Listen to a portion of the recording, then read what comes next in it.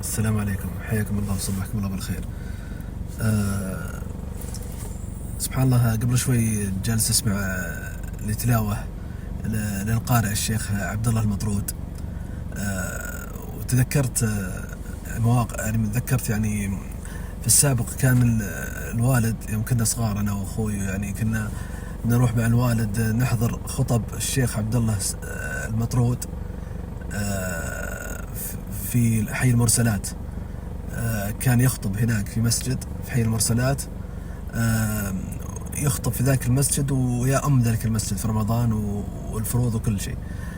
فكان هذا هو بين ثلاثة مشايخ دائما. الوالد أول كان أيام نشاطها أول، وهذا صلى الله عليه يشفيه ويعافيه، كان ثلاثة مشايخ دائما ما يترك حضور الخطبة عندهم، يصلي عندهم الجمعة، وأنا برفقته وأخوي عبد الكريم، اللي هم الشيخ عبد الله المطرود، وفي يعني الشيخ عبد الله المطرود والشيخ عبد الله الرسي، عبد الله حماد الرسي الواعظ المعروف، والشيخ عبد الله الظاهر الطيار. كلهم اسمهم عبد الله عبادلة، أو الظاهر ان الطيار اسمه عبد الله ايضا. الشيخ الطيار له كتب ومعروف. الشيخ هذا كان له مسجد يخطب فيه الجمعة، وكان الوالد يتعاهد هالثلاثة، مرة ينتقل، مرة يروح لهذا، مرة ينتقل للثاني، مرة دائما هالثلاثة يحضرهم.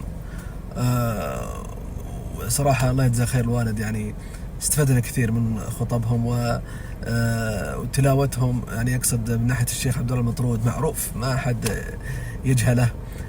يعجبك الشيخ المطرود ما شاء الله، تلاوته أو ترتيله هو أصلا أخذه من علي عبد الله جابر، اللي لا ما في أحد، يعني الجميع يجمع على جمال ترتيل علي جابر.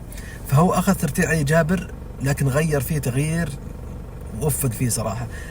علي جابر قراءة حدرية عادية، هو أخذ ترتيله ومطط فيه، يعني كأنه ترتيل علي عبد الله جابر، بس يمدد فيه، يمط فيه شوي، فطلع ترتيل جديد عشان ما يصير مقلد للشيخ، وفي نفس الوقت طلع والله في نظري انه اجمل من علي جابر.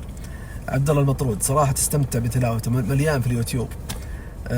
على الصبح كذا وانت رايح الدوام ولا في اي، شغله في اليوتيوب استمتع بس.